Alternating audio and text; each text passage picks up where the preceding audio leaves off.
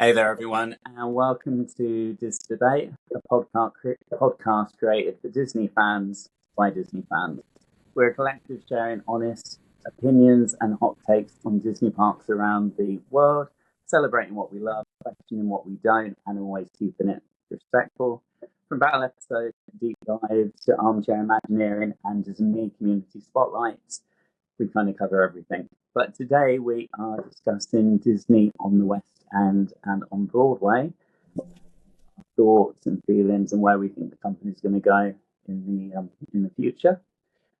So we'll get going in a moment. Now, Olivia is away today. It was her birthday yesterday, so she's at Alton Towers at the moment celebrating. Jackson and Joe are also both busy with other commitments, so it's just me today and also all of our lovely guests we've got on. So I'd like to welcome back Jonathan first. How's it going, Jonathan? You keeping all right? Yeah, hi, it's going really well, thanks. Thanks for having me back on. It's Jiffin_MC131 and straight on to Disney Pod. Amazing. Make sure you go and give them a listen. Really good podcast. And then we've got Zoe back. I think it's your second or third one, Zoe. Is that right? It is. It's my second. Really excited to be back about something that I'm really passionate about as well. Theatre is my thing. Before we started today, Zoe was saying about the awards that are happening at the moment and how it's going and things. So yeah, she breathes theatre, so she's the perfect one to have on. We've then got our other showgirl, Tracy. How's it going, Tracy? Where can people find you? At Trey Arms on all socials. But yeah, excited. Happiest at Disney or the theatre. Is it 50-50 for you? 60-40. Disney, yeah, just that little bit more. That's fair enough. I get that. Mm-hmm. And then we have Jose back again. Great to see you back with us, buddy. You keeping well? Yeah, things are good. Just came back from the Disney Cruise Line, actually, vacation. It was the most magical experience ever, and all wonderful. And I'm so excited for this topic. I've been waiting for it for so long, so I'm ready. And yes, socials, you can find me on Joe Martinez TJ on Instagram and all the fun stuff. Yeah. Amazing. Well, I think it's in the works. We're going to do a cruise line episode at some point in the not too distant future. I've never done one. I've always wanted to go on one, so it'll be great to get people on that have done it and can kind of give us recommendations and things. So that's something to look forward to in the future. And then finally, for his first episode, we finally get Alyn on. He's just come back from his tour over in Asia. And he's a great person to get on today with his background on the West End and touring worldwide. How are you keeping, buddy? Yeah, all right, thank you. It's been nice being home from Asia, even though all the Disney parks were a big plus. And yeah, I'm just really excited to be able to discuss a bit of, I guess, behind the scenes of working on a Disney musical and musicals in general. And yeah, as Zoe said, it's the Olivier's tonight, so it seems a very fitting night to record the podcast. And I am ex-Disney Prince on my socials for my Disney content. And if you wanted to follow my theatre content, it is just ALYNHAWKE, my name, on Instagram and TikTok and all the rest. Brilliant. Well, it is great to get you back on. So we've got two showgirls, we've got two singers, and then we've got two theatre geeks on it. Try and work out who's who as we go along. But it's great to have you all on. So just give a bit of an overview. I'm sure none of you need to know this, but just in case anyone who's watching it isn't really au fait with everything that we've got going on. So Disney have been in the musical business since the first animated classic Snow White, obviously, and then the parks opened, and live entertainment is a key staple of the parks, be it parades, be it their top-tier shows in the parks, and everything. But it wasn't actually until 1993 that Disney decided to form Disney Theatrical Productions, also known as Disney on Broadway. And the first production they went to sort out was Beauty and the Beast, was the first production they produced. And it's kind of gone on from there. But I personally think Disney, they could have done this years ago, really, because like some of the animated classics are just, they're a musical waiting to happen. I mean, Beauty and the Beast was the perfect first one to go. But through the years, so we had Beauty and the Beast in '94, we had The Lion King in '97, Disney's Aida in 2000, which was absolutely amazing. I got to see that twice on Broadway. My favourite Disney musical, I think. We had On the Record, it was a regional touring one where they did like the greatest hits stateside. Had Mary Poppins in 2004, Tarzan 2006, Little Mermaid 2008, and then Uses, which did come over here eventually a few years ago. And then Aladdin, The Hunchback of Notre Dame. We had Frozen coming up more to date in 2018. Bedknobs and Broomsticks did a UK regional tour. I'm so glad it didn't get stateside because that was really, really special. I don't know if any of you saw it, but amazing tour. Hercules recently, and then Beaches has just hit stateside, which is a co-production between Disney and I'm not sure who the other company is, but I think that'll be one to watch. Hopefully we'll get that at some point. So a question to the group. We've just lost Jose, but hopefully he'll just come back in. People, the way this equipment goes, people kind of go out and come back in, and then, yeah, still get into grips with it all.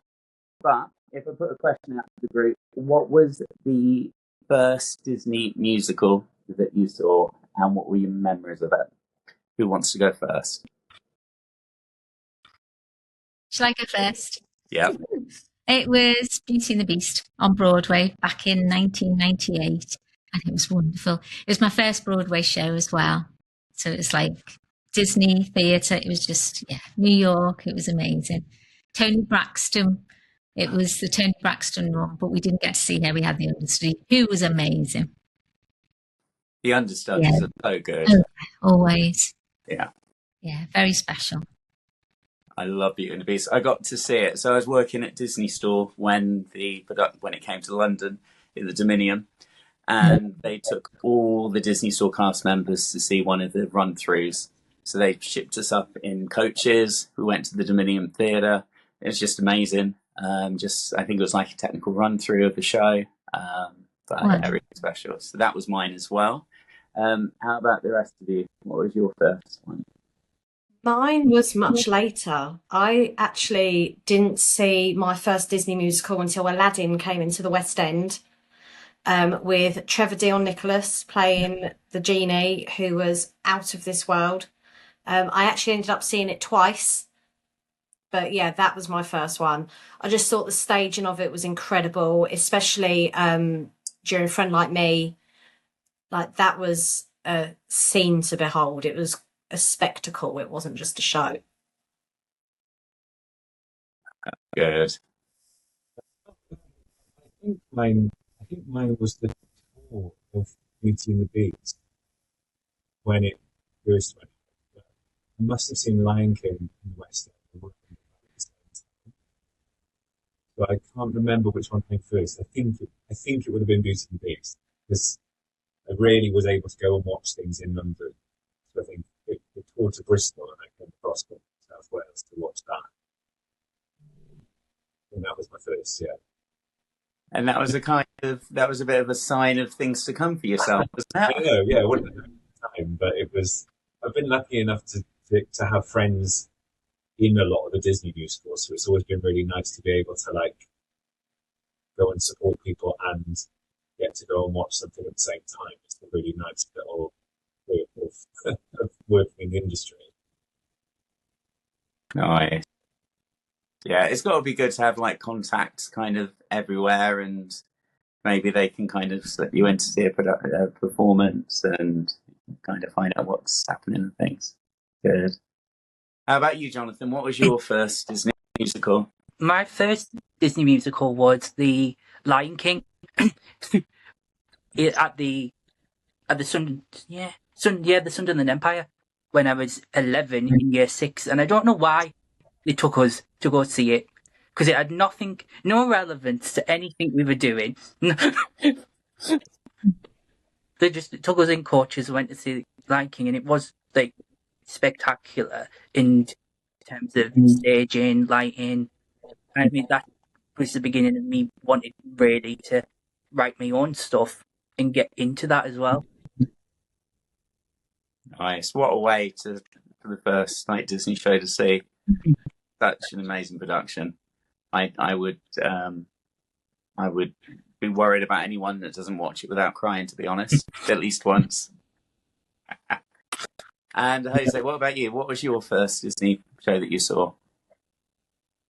My first one, like Jonathan, actually, was The Lion King. I went to see it in San Diego, on the national tour. It was myself and a bunch of friends. We got tickets, orchestra seats, which were like, oh my God, the first show, and we're like there in the front. It was a whole thing. I had not seen it, like clips of the show, so I had no idea like how. I knew Circle of Life was gonna start like with the sun, like in the movie, but I had no idea everything else that was gonna happen. So the whole time I'm like, wait, what? What's happening? Oh my God! Like people, there's animals, and it was magical, and I cried like 3 minutes in, and laughed and cried, and it was like just a whole roller coaster of emotions. But it was just, I mean, corny, I know the phrase I'm going to use, but it was magical. It really was, because the concept of creating this story that everyone grew up with, and the animation is so breathtaking, and the music, and putting it on stage, it was just wonderful. It was a great first show, Disney show to see. And it's crazy, really, if you think of how they actually got that animated movie to translate onto the stage, because it's not an easy task. But yeah, Julie Taymor did some amazing work with that. Definitely. Absolutely. So what do you guys think is the magic formula for Disney musicals? What do you think sets them apart from the standard shows? Where do you think the magic really comes from?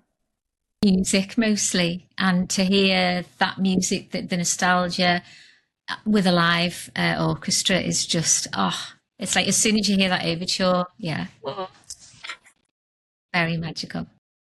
100%. What were you going to say, Zoe? I mean, pretty much along the same lines. People like the nostalgia, the films that they grew up with, the songs that they already know. So everyone already has something that they look forward to, especially in ones like particularly Frozen, because obviously that one's quite recent. Frozen was huge.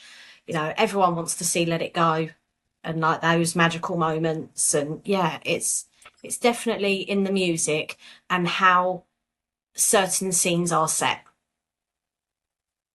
Absolutely. Because it's not an easy way to translate, is it, all the time? Because they can't necessarily go copy for copy, scene to scene. They've got to kind of work out how to actually do it three-dimensional with people. Sorry, I cut. No. It's so interesting that people have said about the nostalgia element, because I remember when we were rehearsing for Beauty and the Beast, Tom Schumacher, who's the head of Disney Theatrical, acknowledged the fact that like there's no other company on the planet that acts on people's nostalgia as effectively as Disney can. And it was so interesting putting the show together, because there were elements of like costume or dialogue or music, or where they are really keen on just, they're like, you have to say that line like it's said in the film, because it's a line that people know in their head, the rhythm of it or the pitch of it, and it's so interesting. They gave people so much freedom to explore a new production, but there's like one or two little elements that they always know. We need to just tap into people's nostalgia there, because that's what people will have the emotional response to. Definitely. And other companies have tried it, like DreamWorks with like the Shrek musical and things, and they've been successful to a certain degree, but I don't think it really touches like the way Disney do it. And like not everything that Disney has done has been a hit. Like Tarzan had a fairly short run, so did Little Mermaid. So they haven't all been hits out of the box, but they've all been pretty strong when they've come out. They've had more hits than they have, more highs than lows. I mean, I can't relate to Tarzan or The Little Mermaid. but I wouldn't say everything has translated brilliantly on stage for me. Bedknobs and Broomsticks, saw it on tour, wasn't a fan. Really? I love that. I really And I wasn't love a the fan. movie. Exactly. I loved the movie and I was Yeah. excited, and then I was just like, oh, yeah. Fair enough. But everything else, golden. Yeah. See, I enjoyed Hercules, but I think they made a couple of decisions kind of too far against the movie, and a couple of weird decisions with characters and costumes and things that kind of just took you out of it. But yeah, on the whole, I think they've all been pretty stellar, definitely. I've Well, and that's the actively thing. avoided Hercules. Same here. Like Same. I'm waiting for like the just when I'm able to see the full show, because I love Hercules. It's one of the best. Just to enter a little bit of the conversation, I think also when you think about the highs, for example, of shows that have done really well and have made just amazing success, of how they're able to translate or make adaptations, I guess, to live stage that work. An example that I love is Aladdin, for example, which is just breathtaking. Visually, it's stunning. The music is great, nostalgic, of course, but also the adding characters in a way that it seems fresh. It doesn't seem forced at all. Like, okay, Aladdin has 3 friends, that's really cool. That I think is awesome. Iago being transformed instead of being a little bird, an actual, like, I guess, second hand to Jafar. Those are adaptations that I think worked really well, and that's why I think it still adds a feeling, because the story is still the essence is still there. Just adding a few bits and things, as someone was saying here, to connect, the storylines and everything. I think that's the really cool part. I think they need to kind of look at it like the way they do some of the films. Like, some of the films are direct, like remakes of classics are like direct, and sometimes they don't land as well because you need to have a bit of something slightly different, as long as the what they go for makes sense. But yeah, I'm not dissing Hercules at all, but I just think there was a couple of things that were slightly missing for me that I would like to have seen. But it seems to have done well. It's a shame that it is coming off September. Is it closing? September. Yeah. So we'll see if that is to make way for the Greatest Showman, which we've currently got in Bristol. So there'll be an insert. Well, probably an insert here to see what our thoughts are on the Greatest Showman. All right, so we're here outside the Bristol Hippodrome. We're going to go and see the Greatest Showman, but I just wanted to get people's thoughts before we go in, and then we'll come back and see what people think when we come out. I hope it's going to be basically the same as the film, because I love the film, so can't wait to see. I hope it's going to be good, because the film's like my favourite film, so I hope that it lives up to that. We'll see. I hope the trapeze artist work is very similar to the film and very spectacular. Cool. So we'll see what we think when we come out. Yeah. All right. So they're going to stick our phones up, because you can't have your phones on show when we go in, and then we'll come out after. So back from the theatre now. Got back in about an hour ago, so I just thought I would put some of my ideas together whilst it was still fresh in my head. Amazing show, better than I could have imagined. Quite a long show. Started at 7:30, and I think we got out about just after 10:30. Fantastic. You can just see all the money that Disney Theatrical have poured into this. The cast is amazing, set's fantastic. We had everything: aerial, acrobatics, people are actually singing whilst they're flying around in the air. Stage is multi-platformed, goes up and down, revolving turntable, big set pieces coming in and out. There's fire at one point, lots of screens, projections, but physical set as well. so good. The new songs just blend in seamlessly. It's like they've always been there, really. Some standout songs as well. Samantha's been given a new song, Skybound, where it's such a beautiful song. Honestly, it kind of touched me. But as she's singing it, she's doing all this like balancing act on these planks, and the cast are like moving the planks. She's like singing. There's no safety harness or anything that I could see, but she's just walking over the planks and then walking over people. She's just stepping over people whilst hitting all the notes and things. It's just amazing. There's another really good song that I thought that I really liked, called Unusual. Sorry, I've got the song titles down. It's really good. It's quite boppy and things. They changed a few things around. Like there's a scene where they meet the Queen of England and they do a performance for her, and that's where they move Never Enough over, which was amazing. You got all the songs from the movies there, a couple of reprises and things. Big dance numbers, dance breaks in all the songs. It was just phenomenal. I would easily go and see it again, but all the tickets are sold out over here, so yeah, that won't be happening. But I really hope it comes to London so we can see it there. Whether Broadway's going to get it first or whether it will transfer to London once they decide what they're doing with that. Yeah, I hope they don't change it too much, because it's really good. It's perfect the way it is. But I'm sure there'll be tweaks and things as they go. But need a soundtrack album, honestly, really do. Yeah, really glad we managed to get tickets, because they went really quick. But amazing, really good. So we've just got back into a hotel from watching The Greatest Showman in Bristol, and it, for me, fully lived up to the hype. It was very long, I will say that, but the bonus of that was that we got some new additional original songs, which were really good. I just really enjoyed it. The dancing was brilliant, the acts were amazing, energy was unreal, and I would definitely go and see it again. What would you think, Tom? Yeah, it was absolutely fantastic.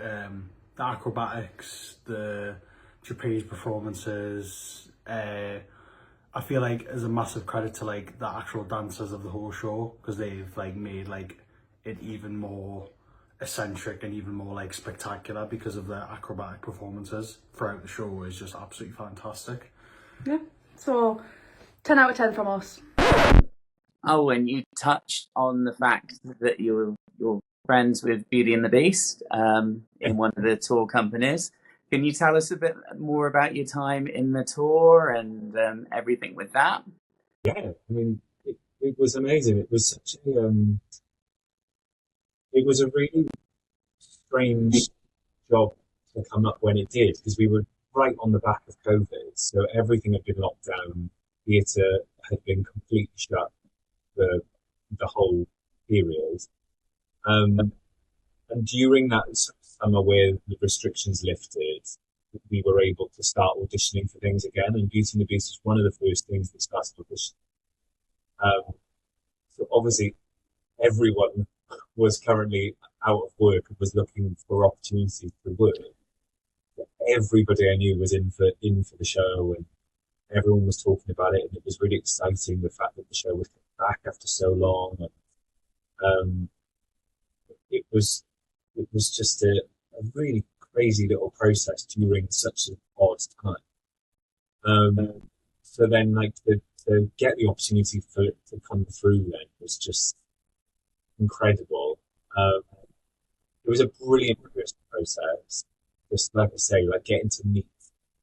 It was all like the original creative team of the show, and Tom Schumacher and Linda Wolverton, and it was just such an incredible, like, first-hand experience of people who had sat in the room creating the film, as well as then creating the musical, and getting to have those conversations with people was just amazing. And then, the day-to-day of the job was my job involved getting to play Lumière, Beast, and Gaston, and the Baker. So getting to play all these sort of like iconic roles from the film, getting to be a Disney villain, getting to be a Disney prince, getting to be a Disney sidekick, it was just, yeah, just the most amazing show to be a part of. And the scale on which they redid the show was amazing. So, because you were juggling like the characters, was that a bit of a nightmare, kind of remembering the choreography, the script, and everything, or do you just find, because it's your job, do you just find it like naturally it goes in there? Yeah, it's a weird one because it is a lot of work, and there's a lot of information to try and process. I remember early on, but before we started rehearsals, they sent scripts out, and I was highlighting in color-coded highlighter for each of the tracks. I was sort of highlighting lines. And there was one of the pages of script where every line was highlighted with 3 different colors. And I was a bit like, oh, what have I let myself in for? Yeah, I think over the years, that's been my kind of bread and butter has been being an understudy. And I think you do kind of, your brain gets to being able to kind of take a role out of the box and know, right, tonight I'm just doing that. I don't have to worry about any of the other stuff, just focus on that. Yeah, so I think it was a lot, but I got used to it over time.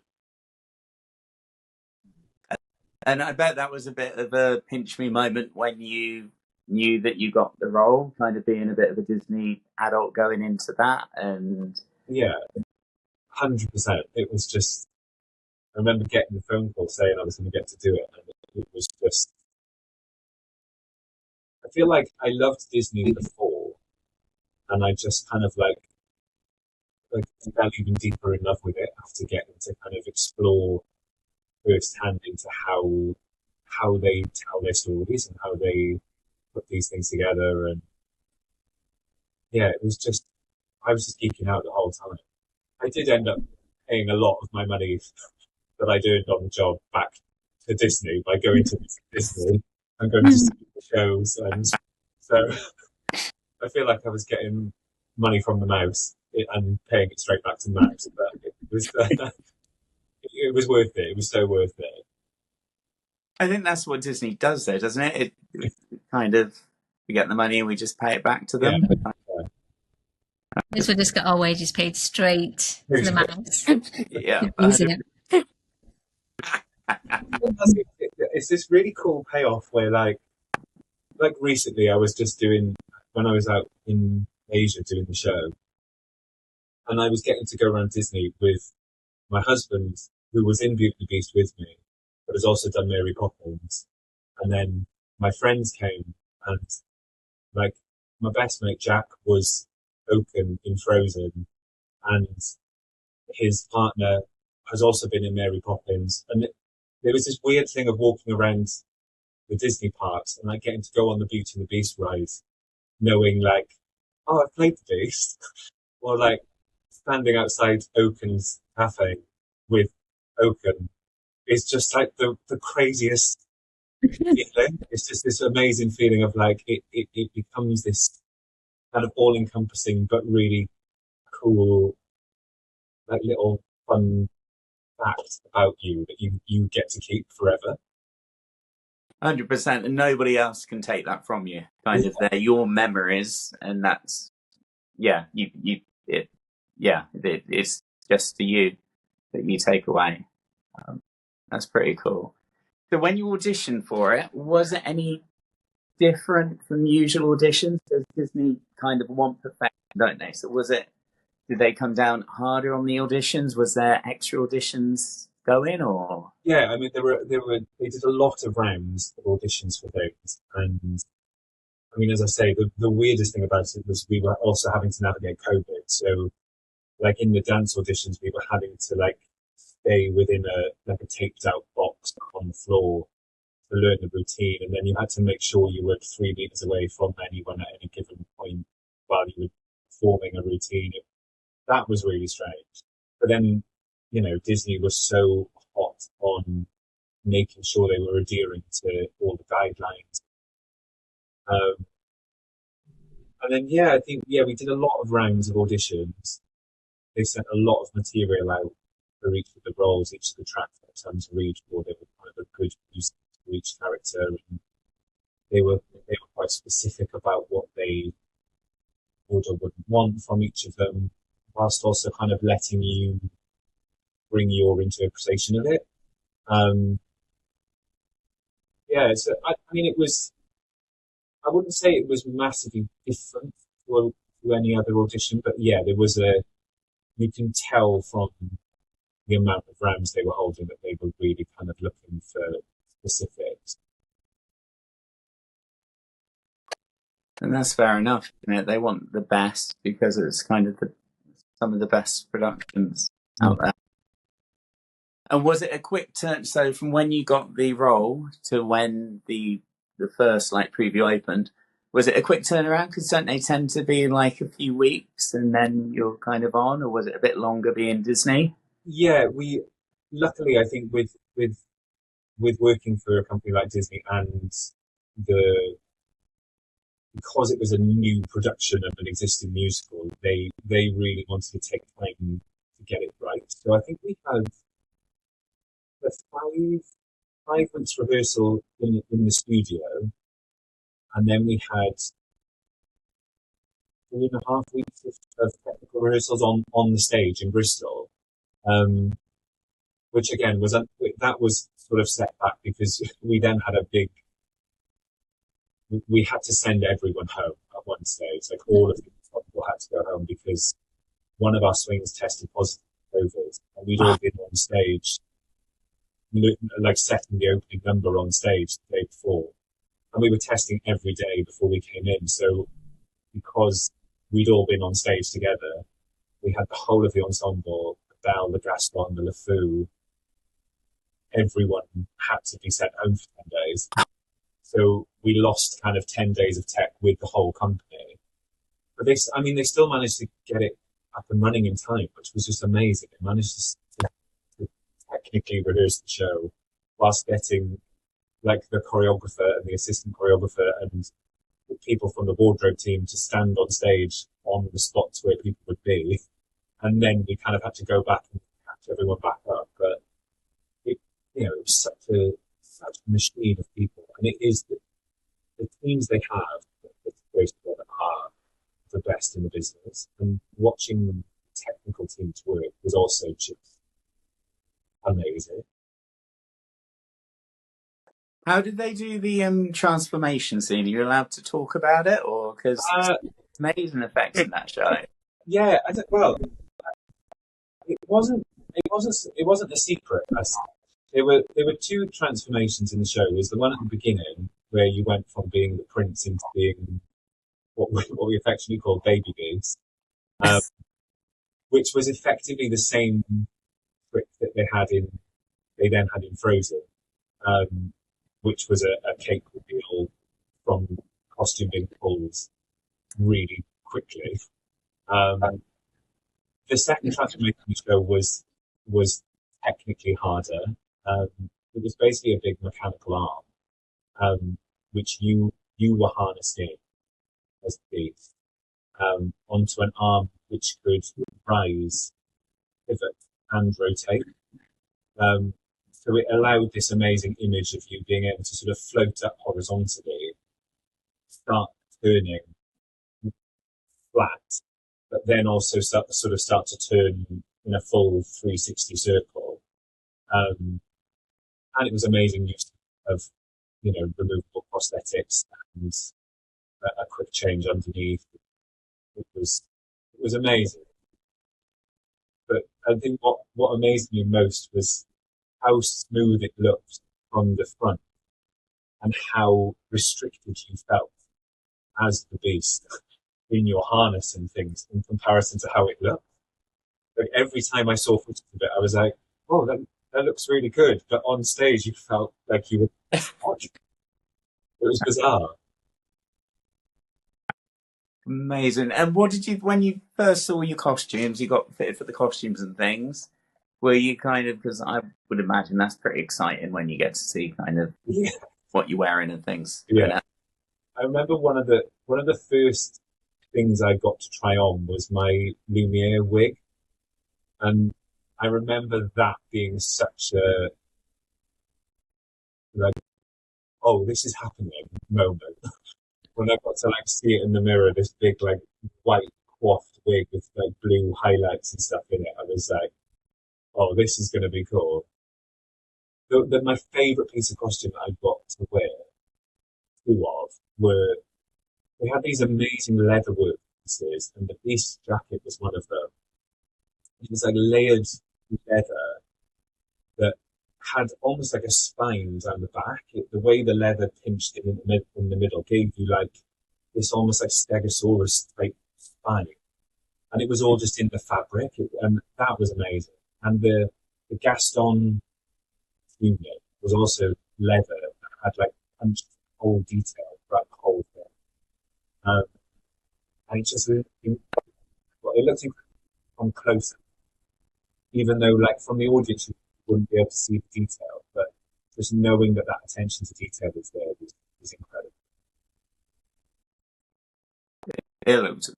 It looked pretty impressive. Any of you get to see Thor? This one. Yeah, I did. Yeah, it was the one with Shaq Taylor as well. Yeah, I did. I did, but I can't remember when. I know I saw it at the Palladium. Oh, yeah. Yeah. Liverpool for me. Yeah, Bristol for me. I think we went in the second week of opening.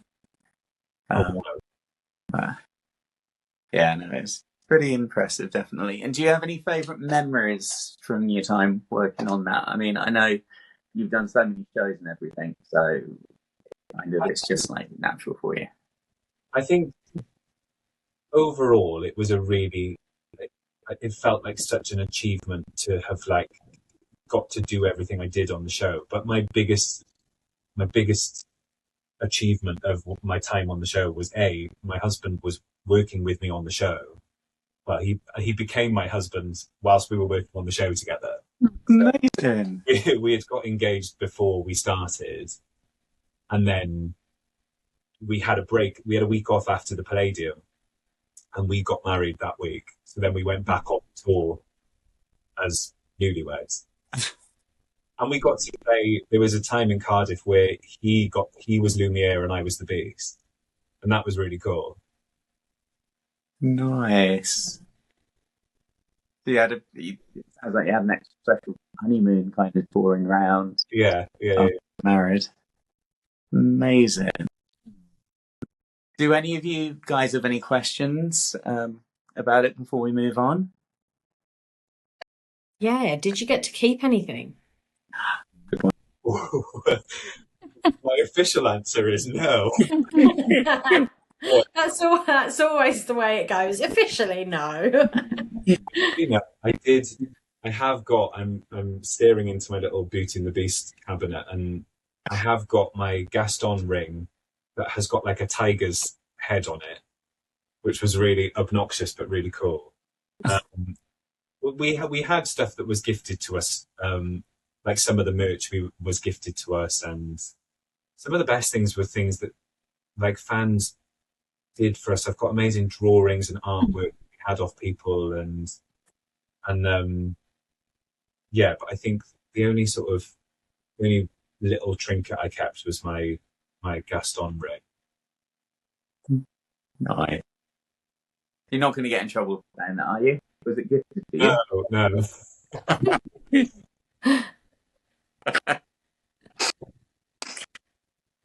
Okay, so if we look slightly to the future, like we know we've got the Tangled movie on the horizon. I went to see, got tickets for Alan Menken when he was at the London Palladium last year. And he was saying he'd written songs for the movie as well as the upcoming musical.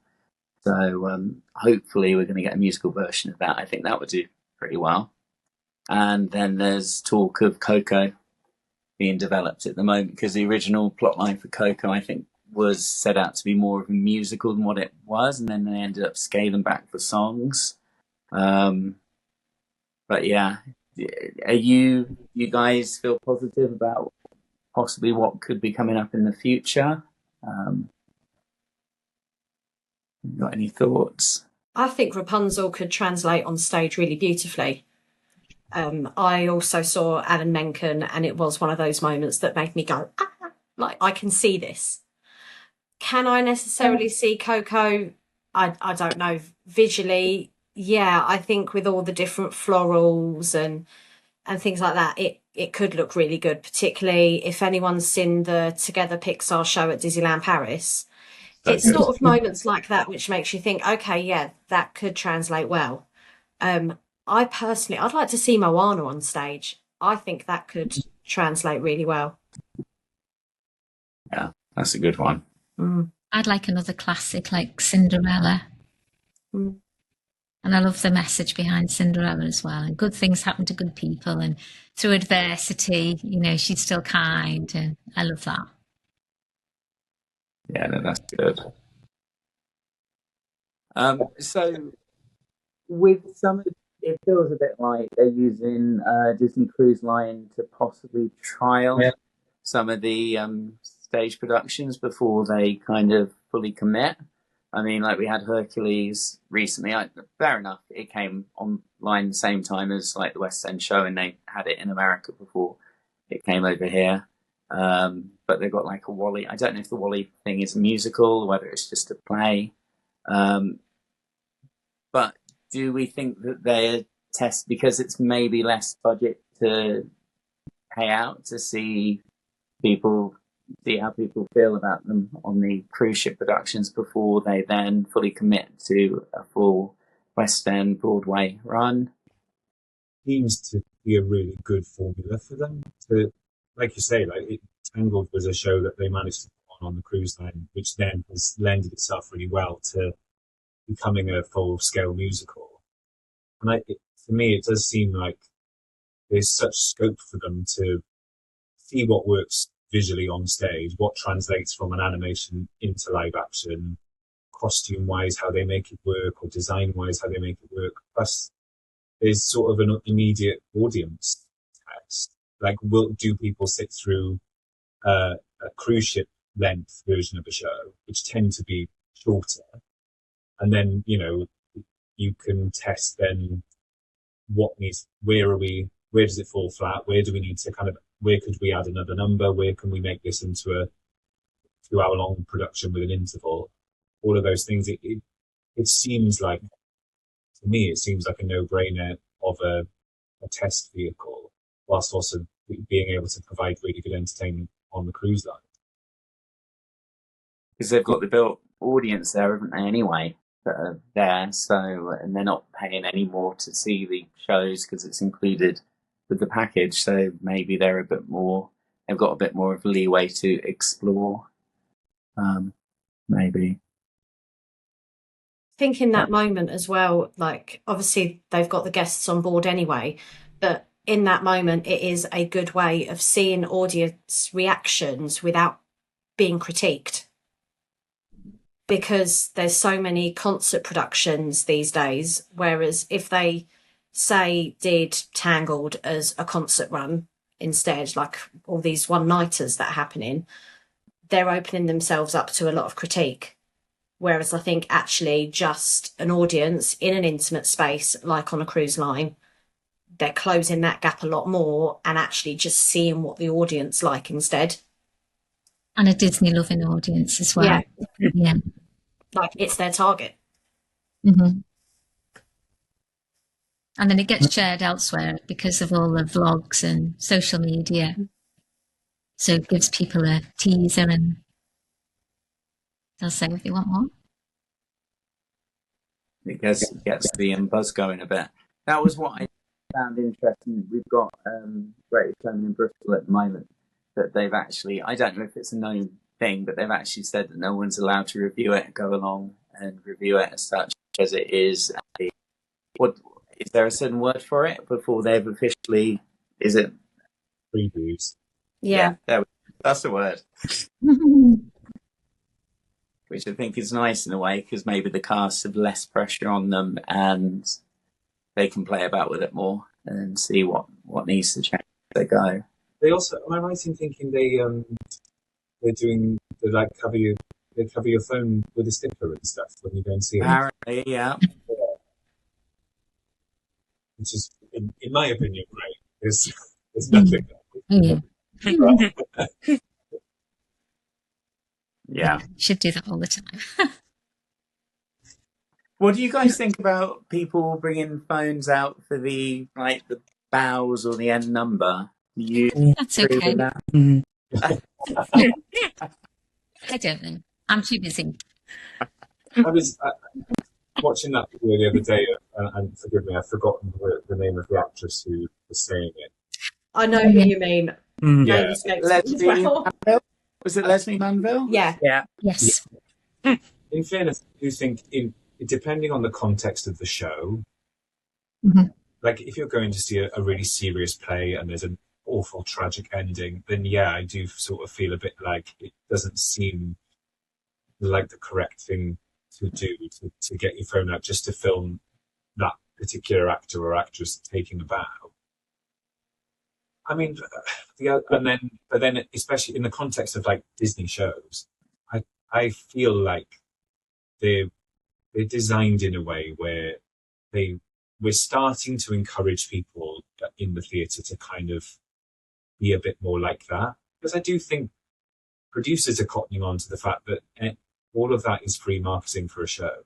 Yeah. Bows look amazing and everyone's on their feet and everyone's cheering and clapping, and it does make your show look really good. So my only complaint is, and it was interesting doing a show out in Asia, because in China in particular, when we were there,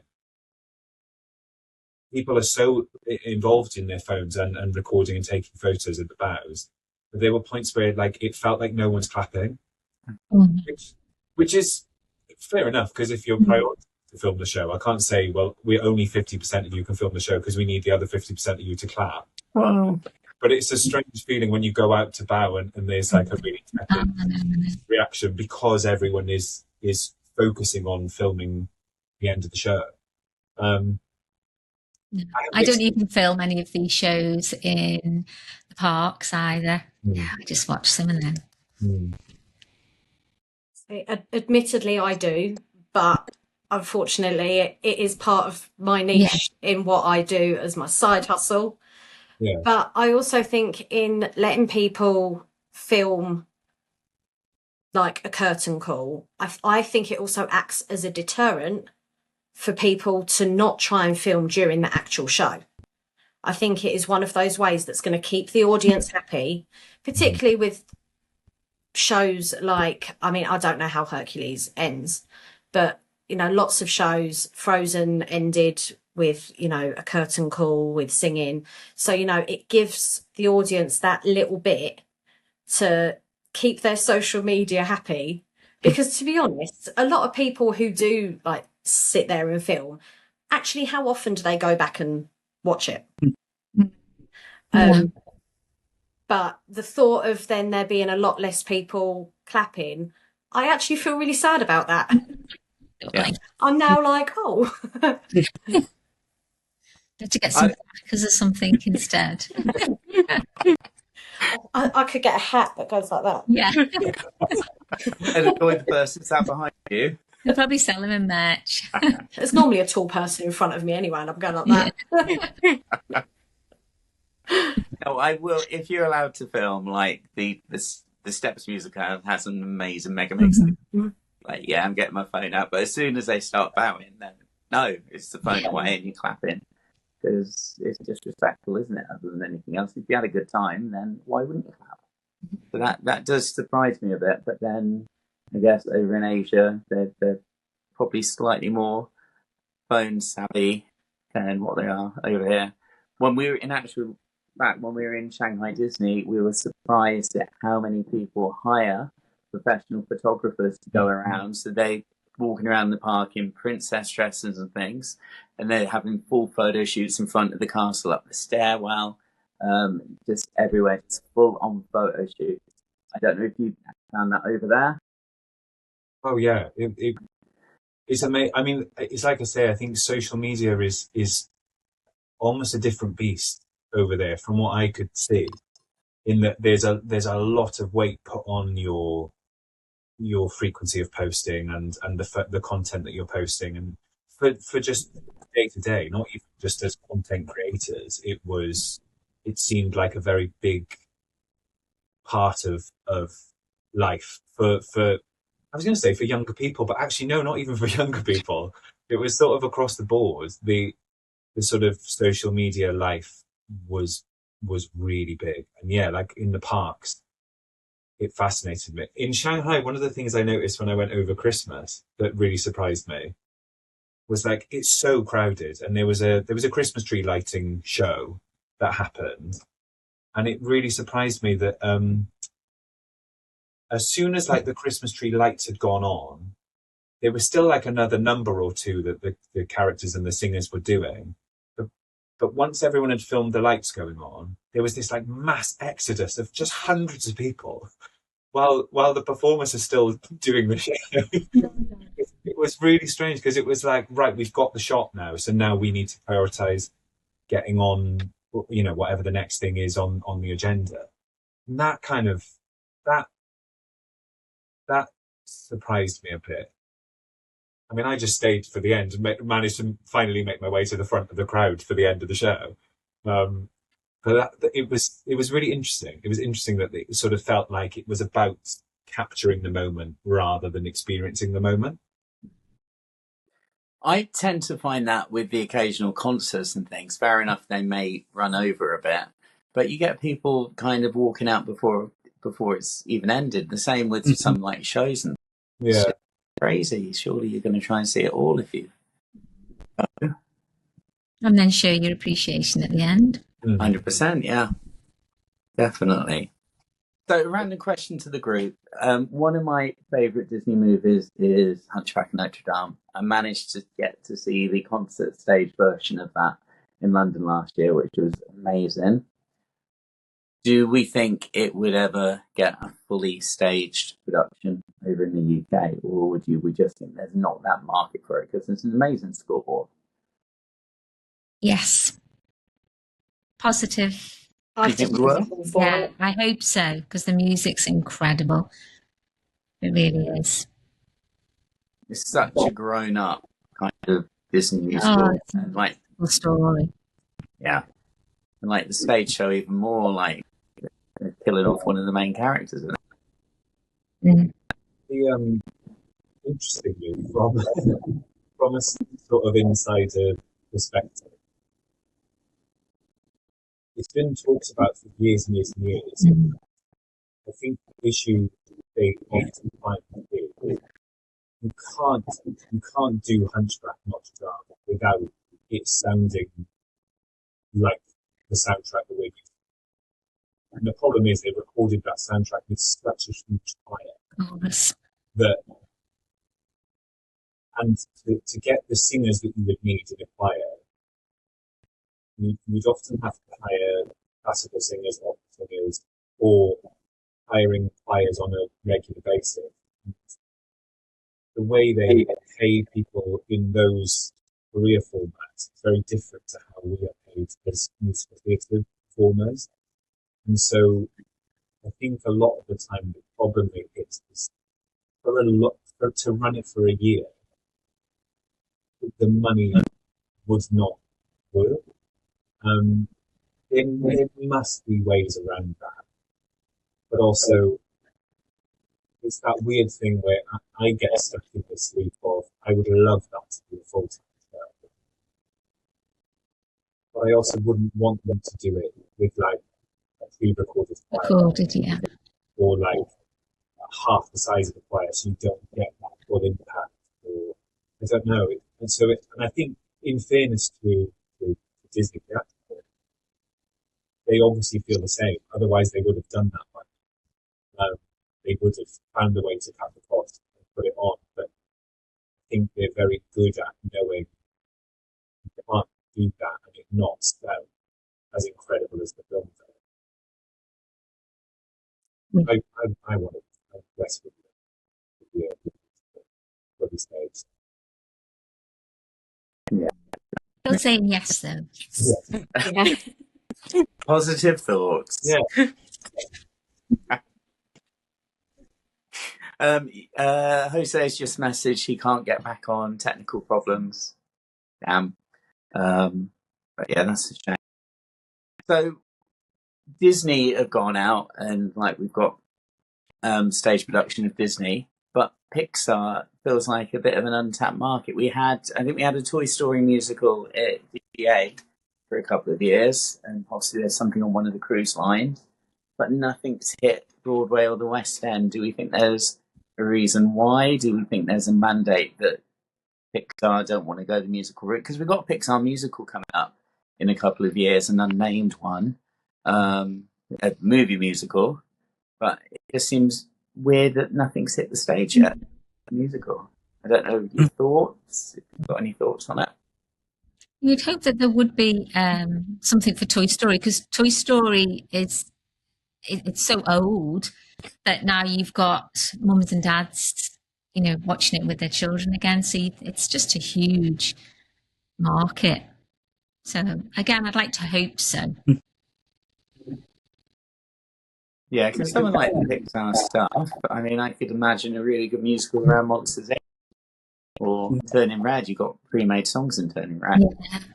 Yeah. But yeah, it just seems a bit of a weird one for me that it's not, whether there's a mandate that they shouldn't be touching them or whether there's a reason behind it. Yeah, so if there's a favourite Disney or Pixar animated classic that you would like to see brought to the stage as a musical, what one would it be? I mean, for me, it would be Pocahontas, but I can't see them ever doing it, unfortunately. It's too problematic, but the songs are amazing. But what would yours be? I think it's great. Because of the score. It's beautiful. My animated, I think, would be Lumière. Oh, good one. Because I think visually you'd be able to do some really cool stuff with it as well. And weirdly, it's not an animated musical, but I think Honey, I Shrunk the Kids would be an amazing musical. Yeah. Oh, yeah. Yeah. Well, they've done Freaky Friday, haven't they? Yeah. Yeah. So they could do that, definitely. And then High School Musical. So yeah, why not? Yeah. Yep. Yeah. And weren't they playing about with Father of the Bride a few years ago? But I don't know whether it ever came to fruition. I'm sure there was something about that at one That's point. one of my favourite films. I love that. It's So one of good. those classics, isn't it? What would you want to be brought over, Jonathan? Do you have a favourite that you'd like? I've had to think about it. There is a few that I think could work. Princess and the Frog could work on stage. Tangled, obviously, with the touching on. I think a wild card would be Black Cauldron in terms of visuals. Yeah. I think when it comes to Pixar, the problem they have is that their most marketable properties are very difficult to do on stage, which is why they tend not to. But the Finding Nemo one would be cool to bring to Broadway and West End. Yeah, I forgot we got that back, haven't we? Which is really good. And they had new songs written for it. Yeah, I love puppetry as well, and the way they did Olaf. It's a bit like having your cue, where you've got that actor, but I think that's amazing. So that would be good. Yeah. The Lion King. It worked for The Lion King. Yeah. I'd also love them. There's a production of The Little Mermaid, which they did in Japan. And interestingly, when I was just out there, there's posters up for it because it's going to the Disney park. They're going to redo the show, that production in the Disney park. And it's done in a way where there's a lot more kind of flying and things in the shows. When they're underwater, she is on wires for the majority of the show. And I didn't get to see it live, but I love all the footage and the production shots of the old Broadway production. But I just think they missed a trick design-wise by keeping everything on the floor, because I just think there's such a magic in filling that stage space. I mean, if you get a chance, look on YouTube and type in The Little Mermaid Japanese production, because the footage of it is just outstanding. And I would love there to be a world in which they could bring that production across and give that another run. Yeah, I always thought it was weird that you've got all these mermaids and they're going around on, is it wheelies? Like roller skates and their trainers? It just felt a bit on that original production. But yeah, you would have thought the wires were the most obvious thing to do. So it's really good to know that there's a company out there that's kind of putting it that way. Definitely. I've just had a thought of one. I would like to see, and this character gets a lot of hate at the moment because overkill and possibly coming to Tower of Terror. But Lilo and Stitch musical would be so much fun. Whack loads more of Elvis Presley songs in there. Colourful sets. I think that would be quite fun. Yeah, aliens. Yeah. I think it'd have to be done very carefully to not come across as too pantomime, though. But it would be a blast. I mean, kids are it. And then it's just money left on the table, isn't it? If they did that, I think it would sell through, whether it was camp or whether it was a bit more serious. I mean, Stitch has taken over everything else. Why shouldn't he take over the Westend Broadway? Exactly. Why not? Oh, but it's not Stitch's fault. We still love Stitch. I liked it. Oh, I'm not a hater. I do love him. You just imagine all the marketing, can't you? Stitch hits fail. You got these interdents of Stitch going into like Phantom of the Opera things and just all this crazy PR stuff. I can picture the campaign now. Yeah. Disney, if you're watching, we want to watch on the Westend and Broadway, please. Stitch is fun team. So what do we think the future of Disney theatrical productions is? I mean, they've been going for over 20 years, so I can't see them slowing down at all. Do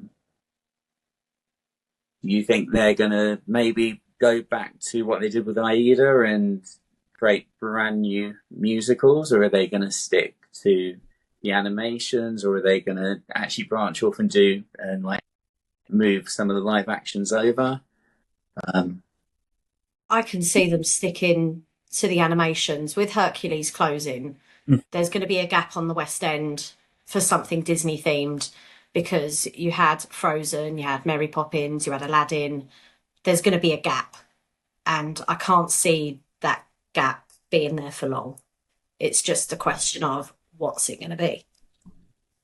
What they do so well is the nostalgia. I think that's their secret weapon in the theatre world, is that, especially currently, the way the theatre climate is, it's really expensive to see shows. I think people don't want to take a gamble on spending large amounts of money on a show that they may not know if they're even going to enjoy it, if they're going to like it, they're going to walk out feeling like they've had their money's worth. And I think that's where Disney always will do well, because their shows will sell themselves, because we know the story and we know the show, we know the songs before we go in. So there's an element of safety, I think, as a theatrical company, that they can rely on using their back catalogue of stories to make amazing shows. I think in the future, further down the line, there's probably scope when the theatre climate changes and evolves as it always does. Maybe there'll be scope for some original work again, but I imagine in the near future, there's going to be more in the pipeline of films that we already know. Classics. Mm. And there's plenty of those out there. Yeah. So Absolutely. what have we got in the West End at the moment? Is it just Lion King and Hercules? Is Mary Poppins the tour's finished now, isn't it? No. Yeah, it's finished in this country, yeah. Yeah, So it's just Hercules and The Lion King at the moment. There was rumours for a while of Frozen going on tour. Okay. I haven't heard anything more about that. But yeah, at the moment it's just those. I think it probably will. Be surprised if it doesn't. So hopefully. They're quite good with tours. They can get a lot of set in and think of inventive ways of doing things if they can't bring everything that they had on the West End. I wonder if they've shipped the Frozen set somewhere else, though, whether it's just in storage or they're in a North American tour of Frozen. I don't know if it went over to there or whether they've just kept it in storage somewhere. Interestingly, what was always said, people stuff from show. When we were in Frozen, there was certain bits of the set that they basically said to everyone, we're no longer going to use this piece of set. So the bridge, for example, had loads of like icicles and snowflakes and things on it, and the company were allowed to just take snowflakes and icicles and stuff off the set. So it's interesting you say that, because I think there'll be certain pieces that are being kept safe and secure ready for potential touring production, but then I guess there's also bits of it that maybe they know they wouldn't be able to tour a set piece that large, and then it's been handed out to people. I think a couple of the snowflakes ended up on eBay, if I remember correctly. I won't name names. But, yeah, it's interesting. And that is so rare that you'd be allowed to just tweak something. So I find that interesting, and I wonder what that means. I don't mind. I expect it to be a smaller production on tour, and I mostly go for the actors, for the music, rather than the big sets. And if not, watch it on Disney Plus. Exactly. Yeah. And you don't have to pay like £150 for a good seat. You're right. And you can film it if you want and everything. But yeah, well, I think that kind of brings it all to an end. I mean, it's been an amazing chat today, gang. Thank you all for coming on. Do any of you have any last thoughts you wanted to say before we wrap it up? Oh, I do think it's worth mentioning when somebody said to us all online the other day about Disney day seats on a Monday. Oh, yeah. Oh, definitely worth mentioning. I think there's a particular website, but I'm sure if everyone Googles Disney day seats on a Monday, you can get cheaper seats for Hercules and The Lion King. So always worth looking on there if anyone wants to save a pretty penny. And who doesn't? Exactly. definitely. That is a really good point.